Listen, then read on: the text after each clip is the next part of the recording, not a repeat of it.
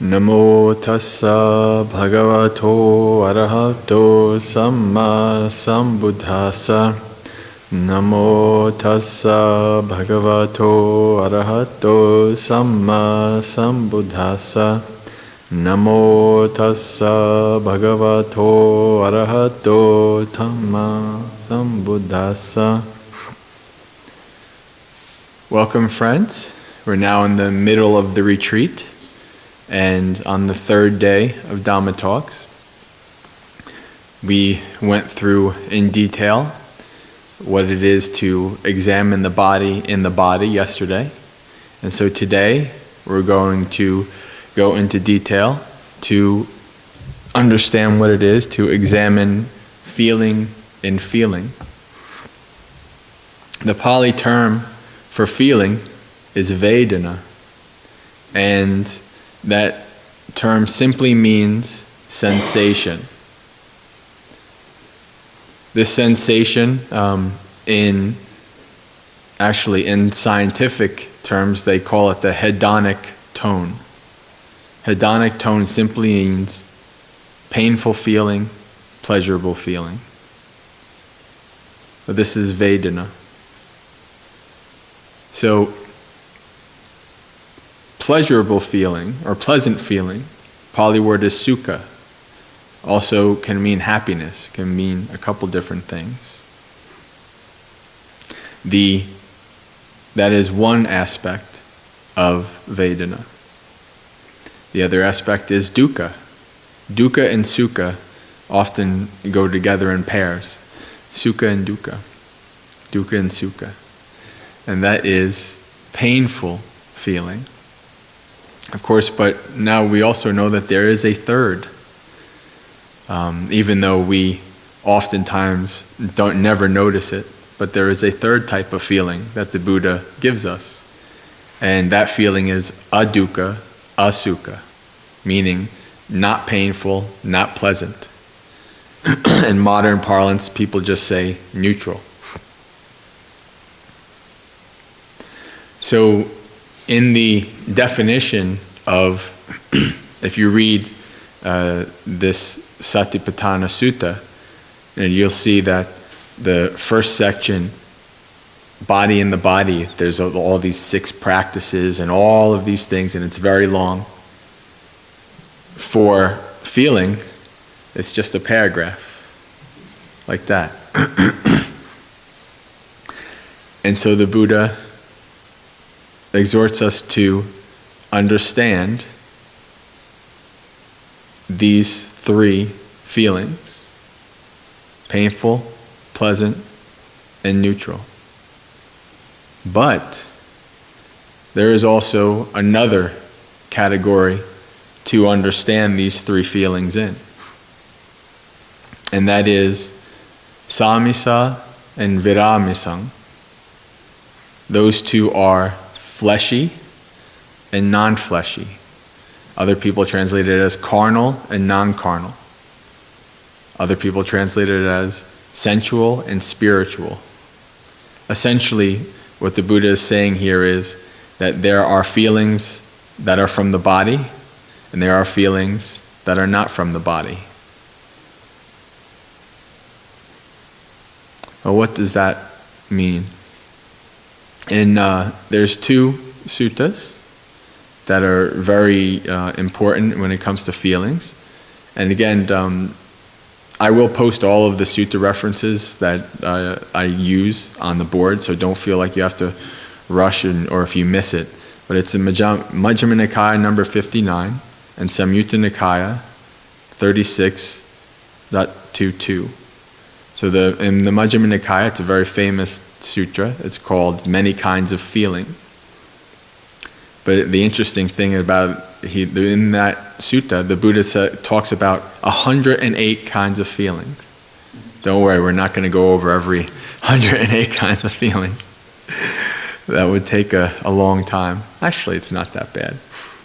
But he says this, that there's 108 kind of feelings, but he doesn't say how. He doesn't expand on that.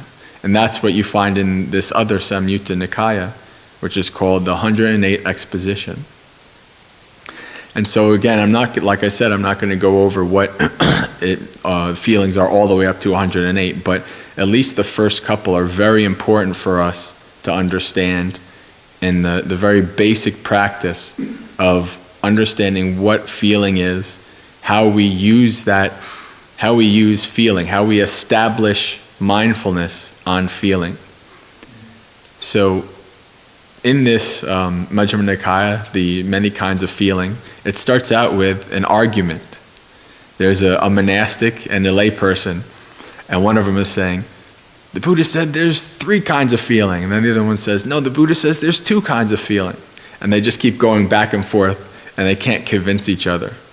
And so Ananda, the Buddha's attendant, he witnesses this, and he goes to the Buddha, and the Buddha says, they're so caught up in their own views that they don't know that I have taught 2 kinds of feelings, 3 kinds of feelings, 5 kinds of feelings, 6 kinds of feelings, 36 kinds of feelings, and 108 kinds of feelings. And so that sounds like, whoa, there's really that many different kinds of feelings? But it's not as complicated as you might think, because they're all connected in a variety of ways. So what are the 2 kinds of feelings? 2 kinds of feelings are simply physical and mental. When we think about, in our modern parlance, in our English vernacular today, when we think of feeling, it's like, my feelings are hurt. Oh, my feelings, they hurt my feelings. And you could say that is part of Vedana from the mental aspect. But we have to be very careful when we're talking about, in the Buddhist context, talking about feeling, we're talking about both mental and physical sensation, contact. So then the 3 kinds of feelings, we know them already. Dukkha Asuka and Dukkha Asuka, painful, pleasant, and neutral. Now what are the 5 kinds of feelings? This one is where you get to start to see the differences between the mental and the physical. So we have dukkha and sukha, but we also have somanassa, domanassa. Somanassa is happiness, domanassa is distress. So Buddha is including both mental happiness and distress and physical pain and pleasure in his definition of feeling, in this 5 types of feelings. The 5th type of feeling is equanimity.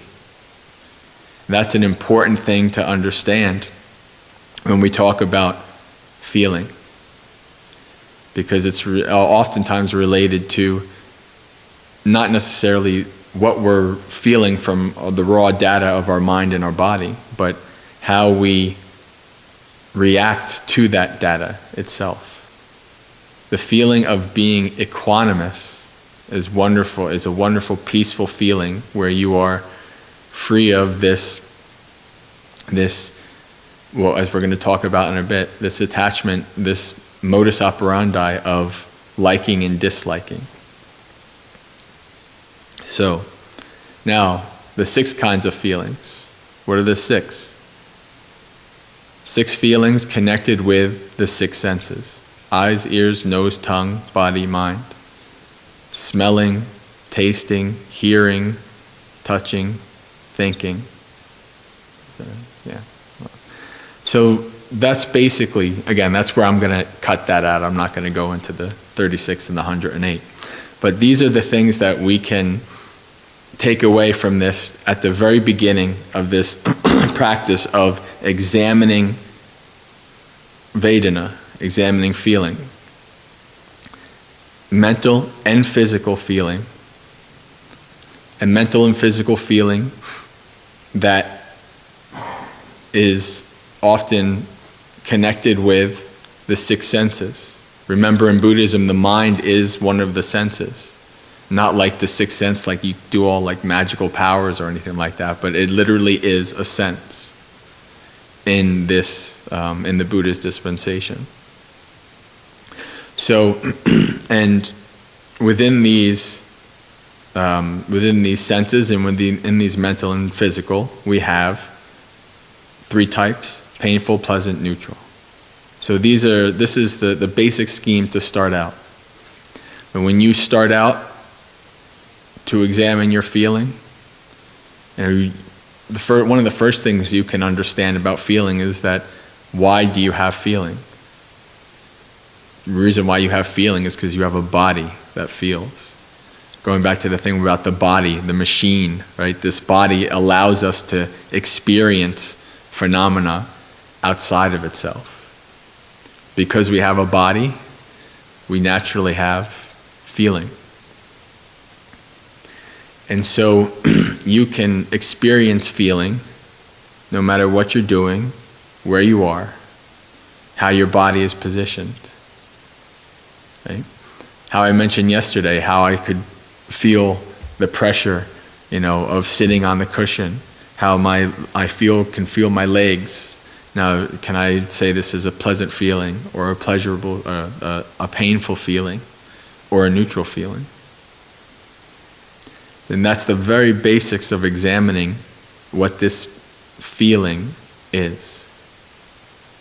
And the reason why it's important to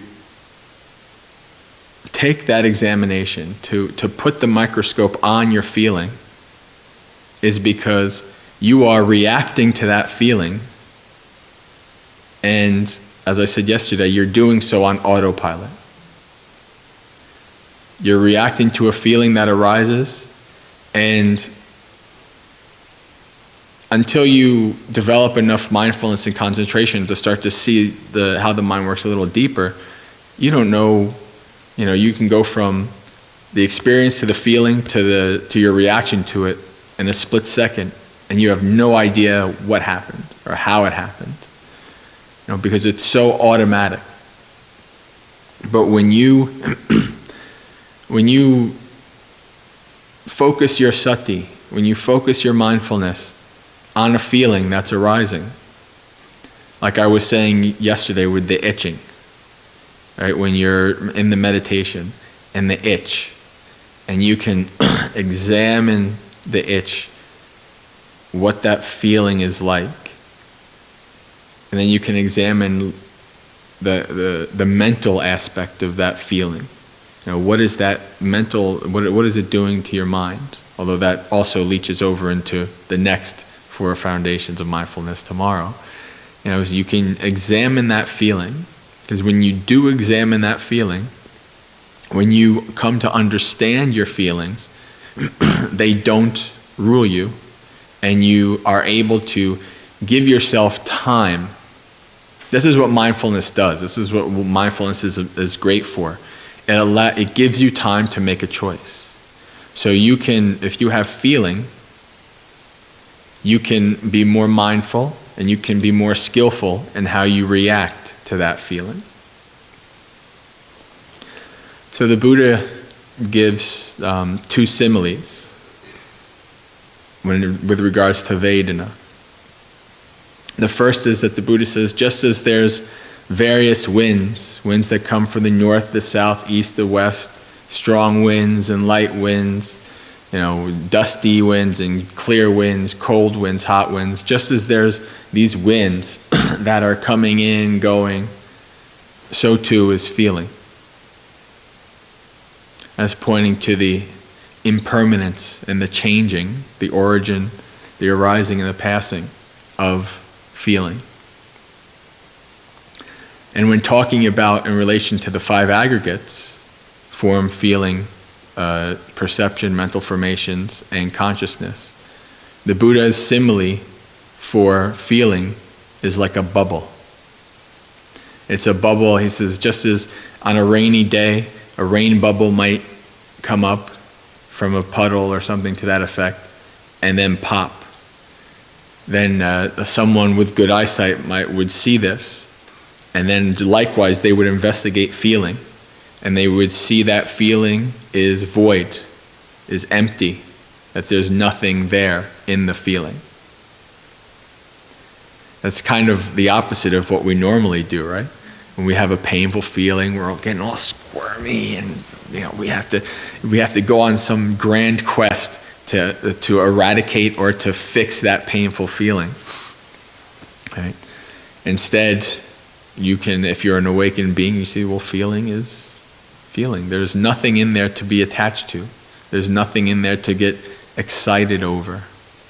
But we're all definitely not there yet. At least I'm not. I don't know. There might be an arhat in the room, but it's definitely not me. So these are two similes to think about when you think about feeling, and what the Buddha thinks about how we should examine feeling.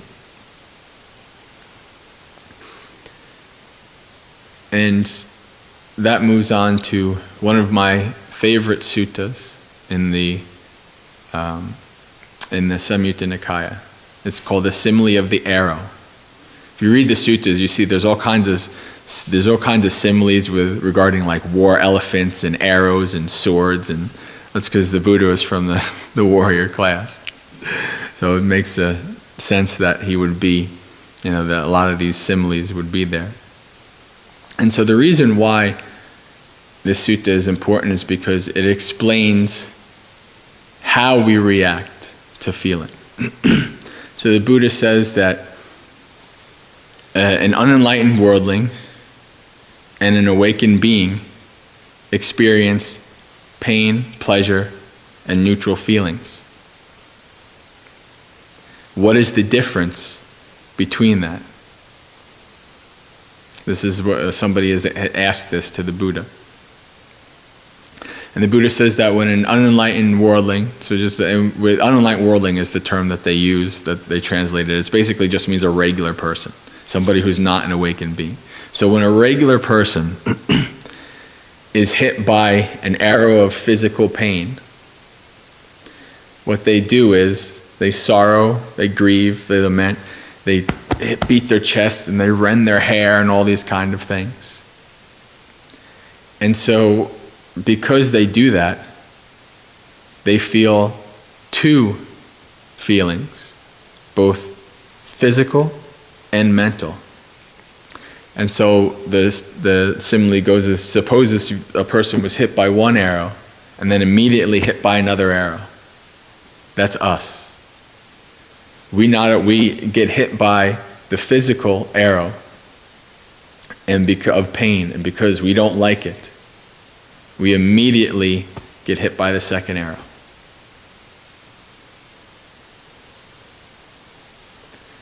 And so we're getting a little bit of a hint at, well, okay, so the awakened being doesn't get hit by the second arrow. What's the difference? The awakened being does this kind of dodge, The second arrow just goes like that,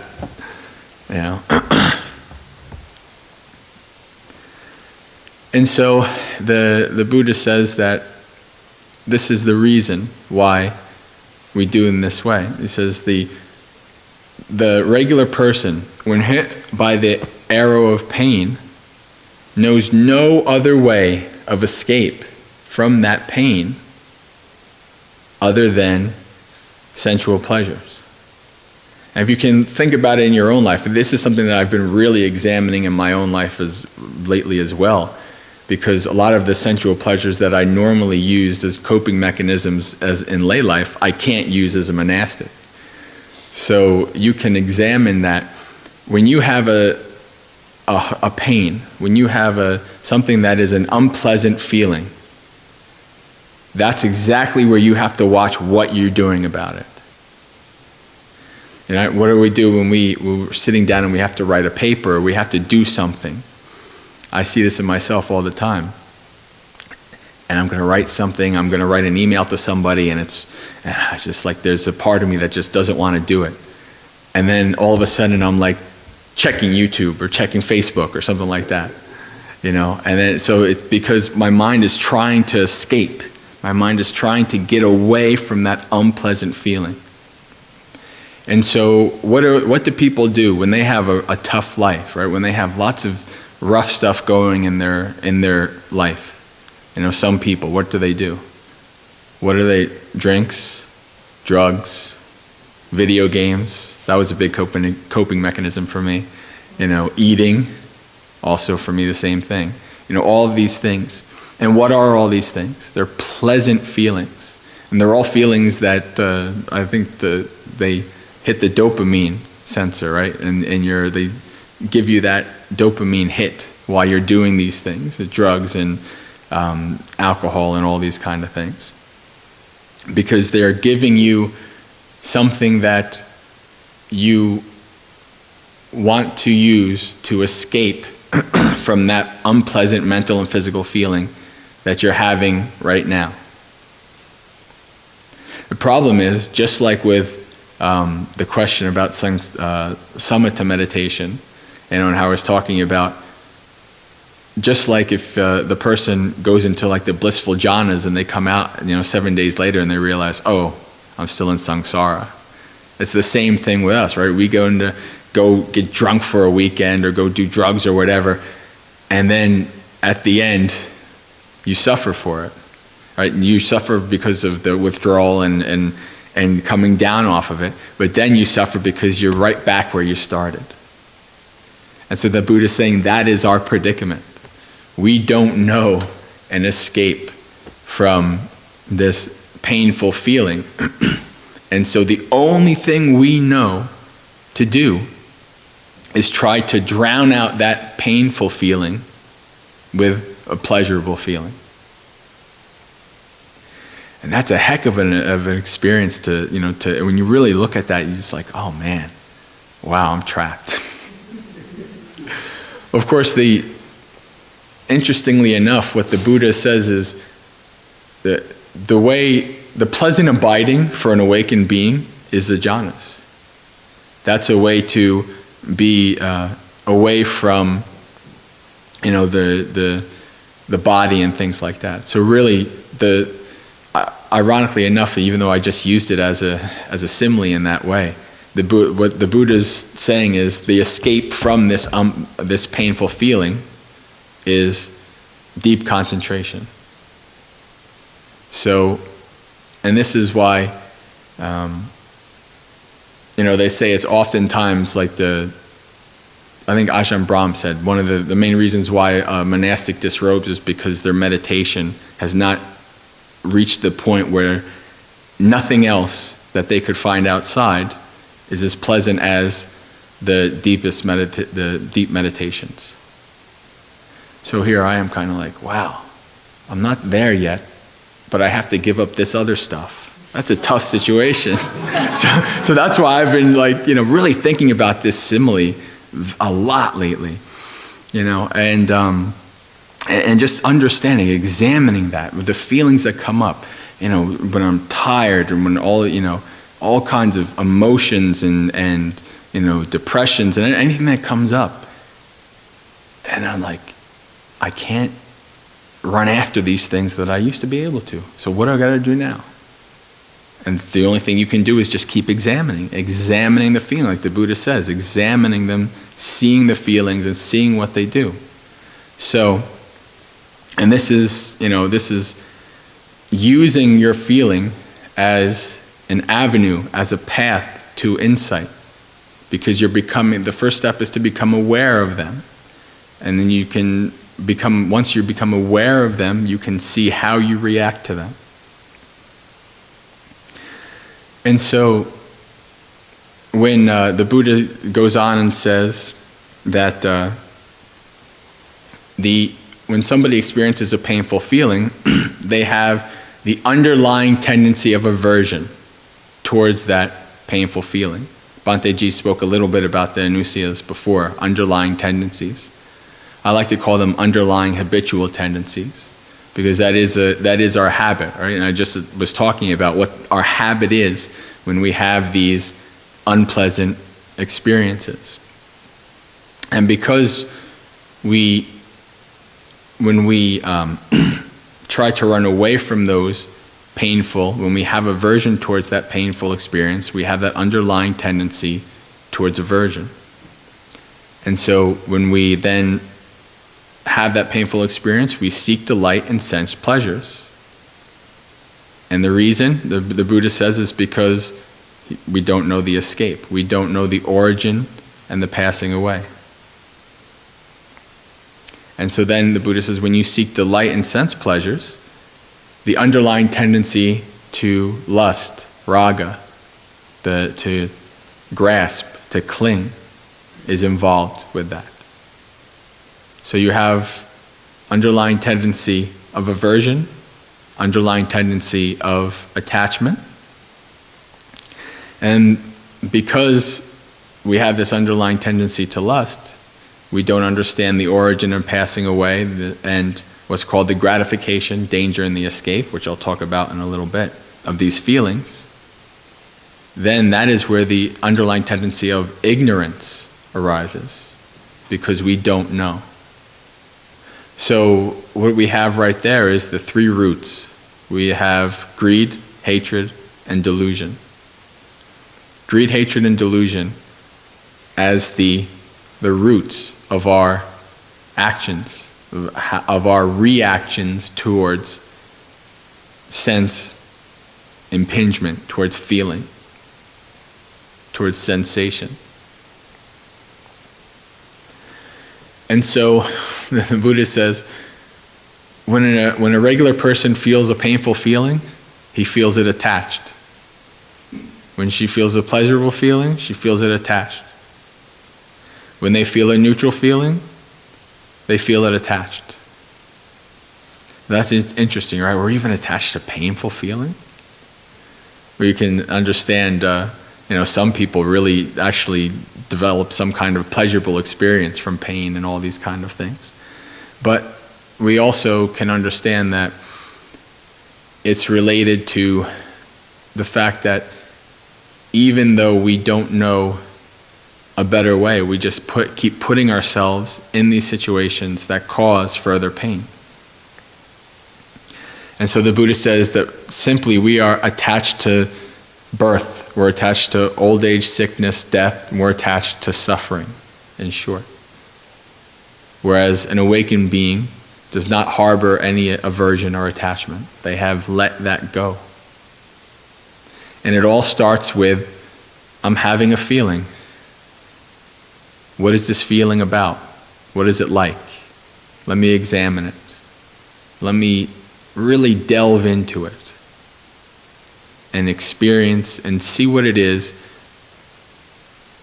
in a way that's not just we're on autopilot. To really understand it. To really see. And when we start to see that, we see things as they truly are. So this is feeling. It has its ups and its downs, pleasurable, painful, and then there's times of feeling that we just don't even know, that we are totally ignorant over. But I think I didn't actually explain neutral feeling, just to go off on a little bit of an aside. But a neutral feeling, to give you an example, because people say, well, what's a neutral feeling? Breath is a neutral feeling, right? As soon as your body came out of the womb, the body started breathing. And it's going to keep breathing until you die. And it doesn't need your attention or your help to do it. It just does it. And so most of the time, going out throughout the day, we pay no attention to it whatsoever. And so it's not I would say it's not a coincidence that mindfulness of breathing allows you to go against that underlying tendency to ignorance. It is kind of a funny thing that using a neutral object that you're normally ignorant about will actually give you insight to destroy that ignorance. So the other neutral feeling that I find that people often don't pay attention to is the feelings of your feet touching the floor. That's where walking meditation comes in. Right? When we're walking throughout the day, we don't pay attention to our feet unless we step on a nail or something like that, unless there's just some kind of an extreme feeling that arises. So, again, when we're walking meditation, we're paying attention to something we normally don't pay attention to. When we're developing concentration, we're developing insight. So that's the importance of neutral feeling, which of course has the underlying tendency to ignorance. And so we can use these neutral feelings to break that underlying tendency.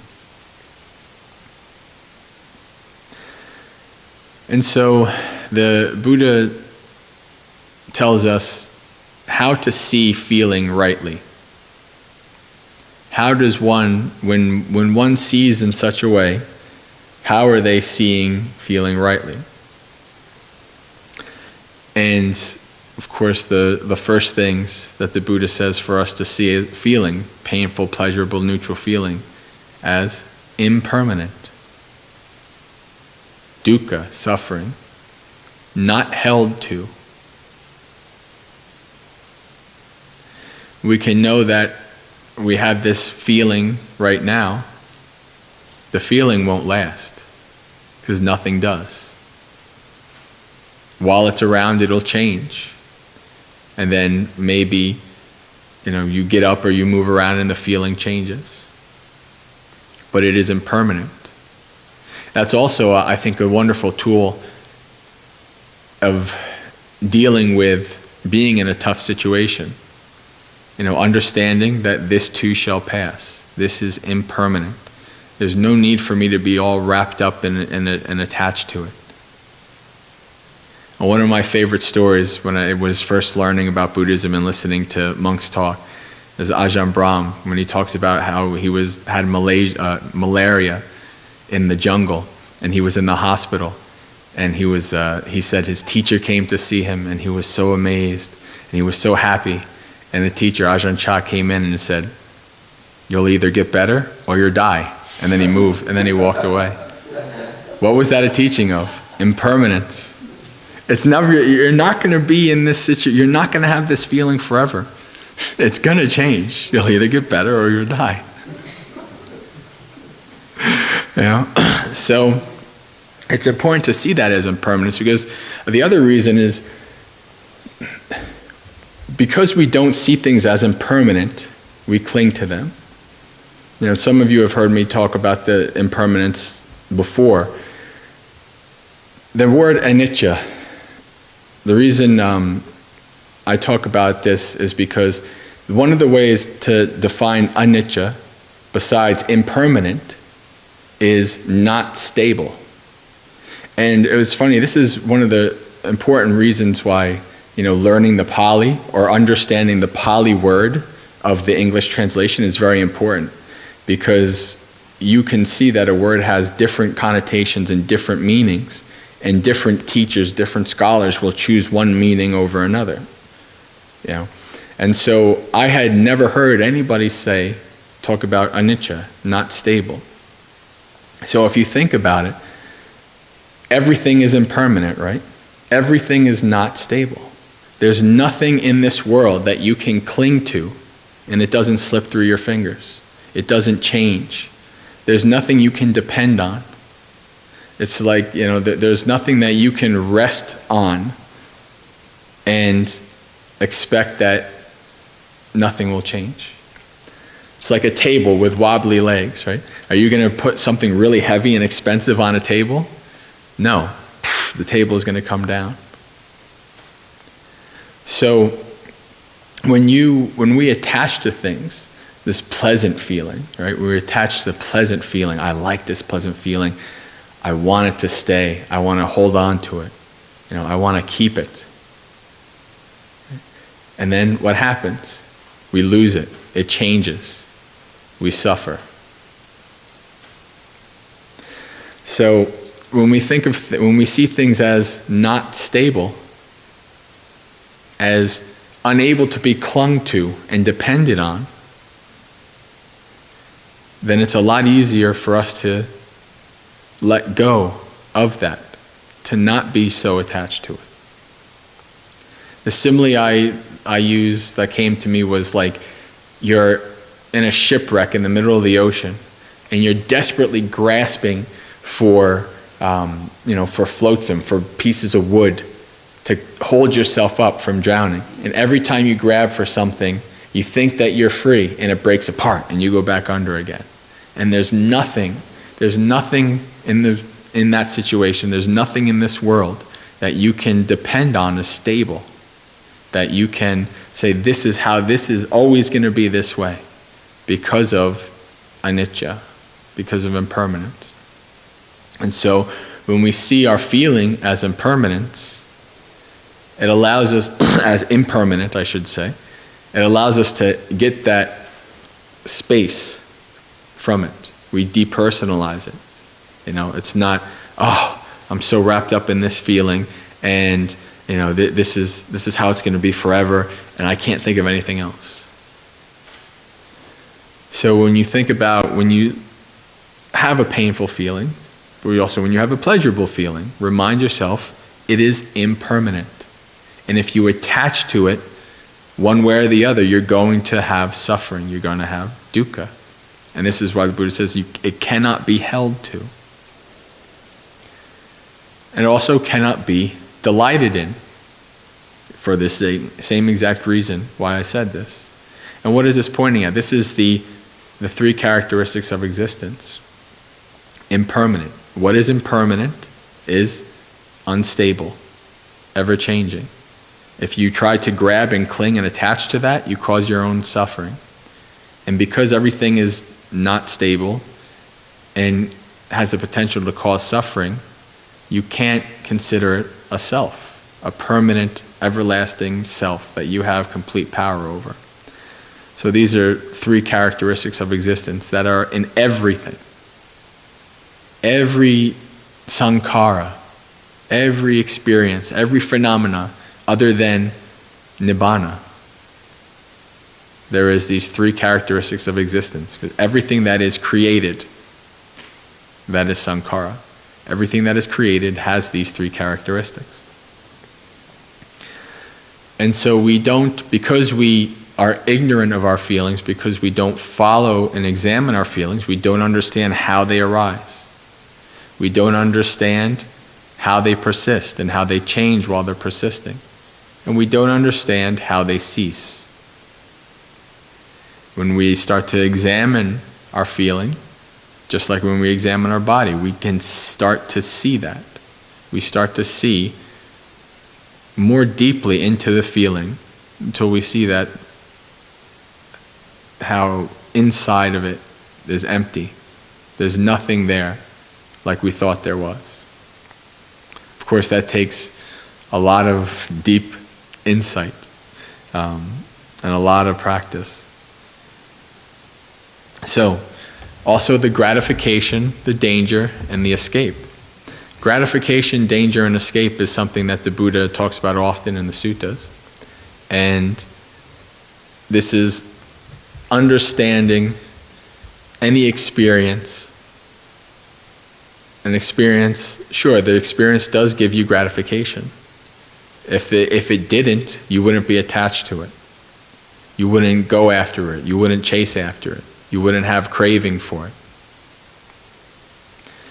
But there's the gratification. There's also the danger.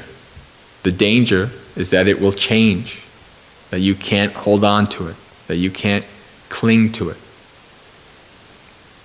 And what is the escape? The escape is abandoning, letting go of craving.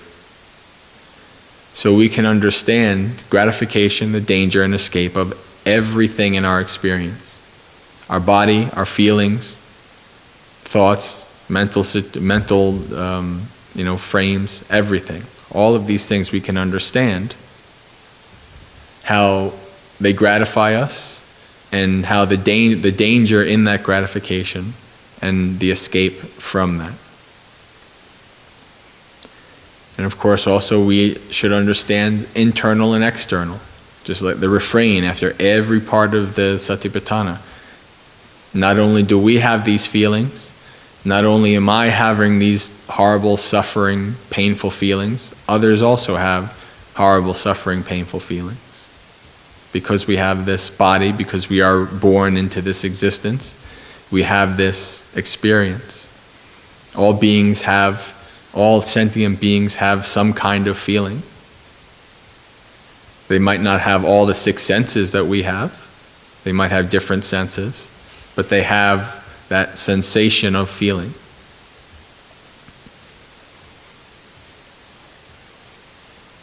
And the Buddha also wants us to understand through the underlying tendencies. Underlying tendency to lust, raga. Underlying tendency to aversion, patigha. Underlying tendency to ignorance, avidya. And so, to end this section, the Buddha says that a pleasant feeling should be seen as painful. Why is that? Because it's impermanent. Because it's dukkha. Because you can't cling to it. Because it has a real allure for us to do so and cause ourselves suffering. So it is painful. A painful feeling should be seen as an arrow. That's an allusion to the simile of the arrow. And a neutral feeling should be seen as impermanent. And so the Buddha says that when a person sees all of these things in feeling, then they are seeing rightly.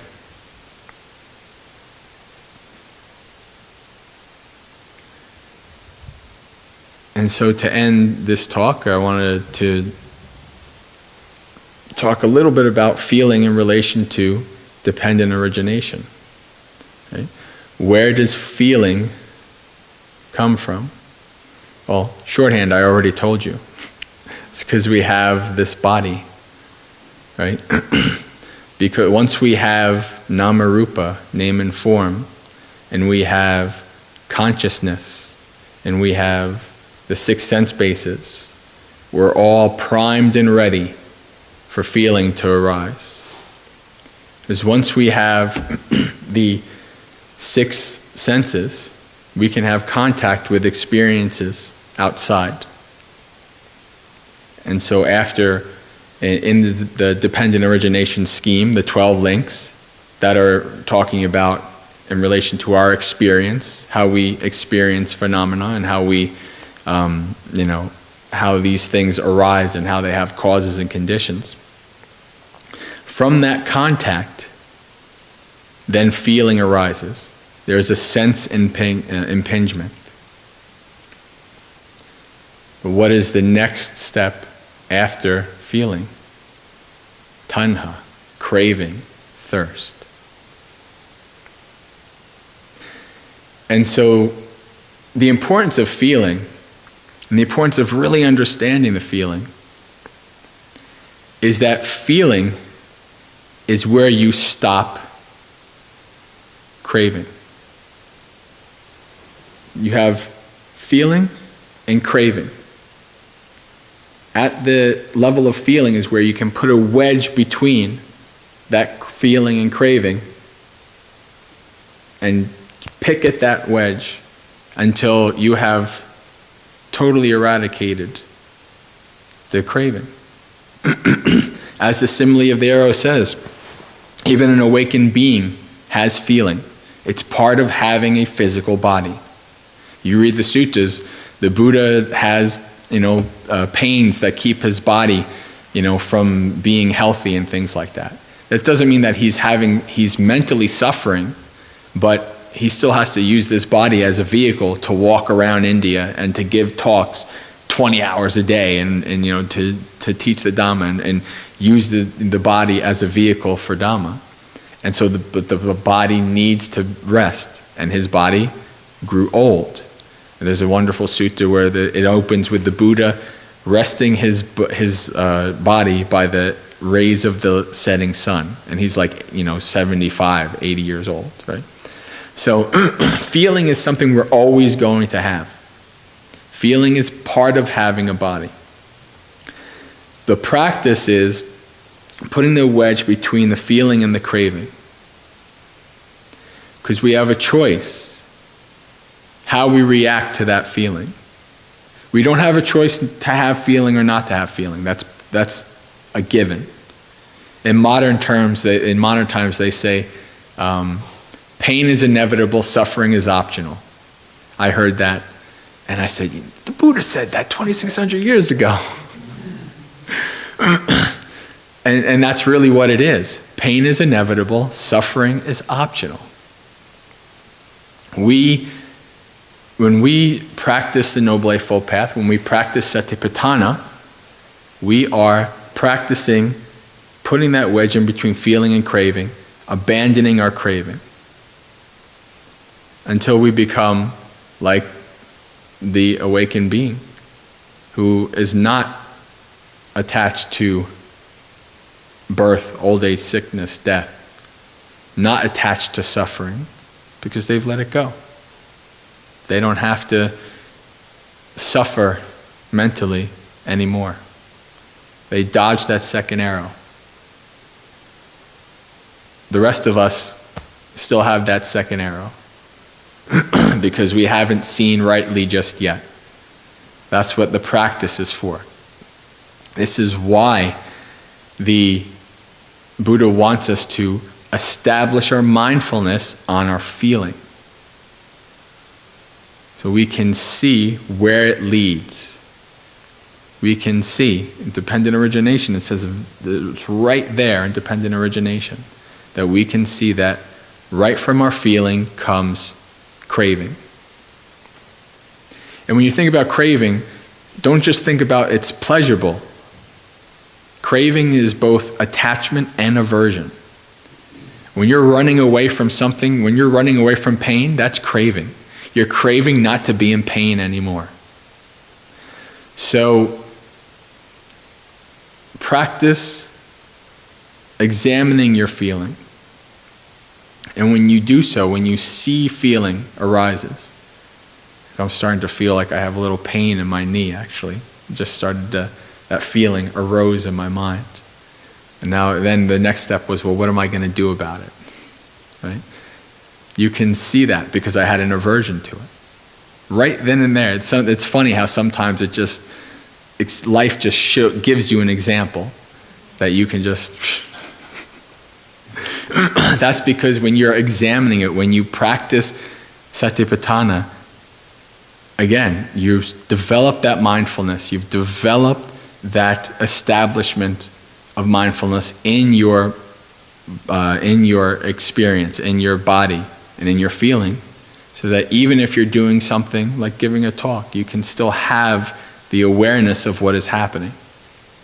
And that's a very powerful tool, because that is, like I said before, is allowing us, it's giving us that time to make better choices, to be more mindful, to be more to be more skillful with how we react to things.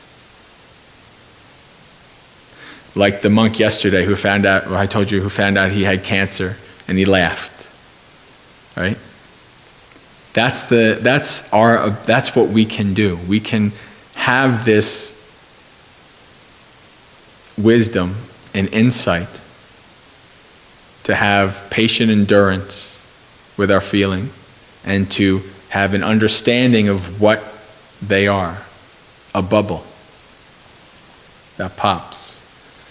An impermanent sensation that arises that we can learn a heck of a lot from because it's our teacher.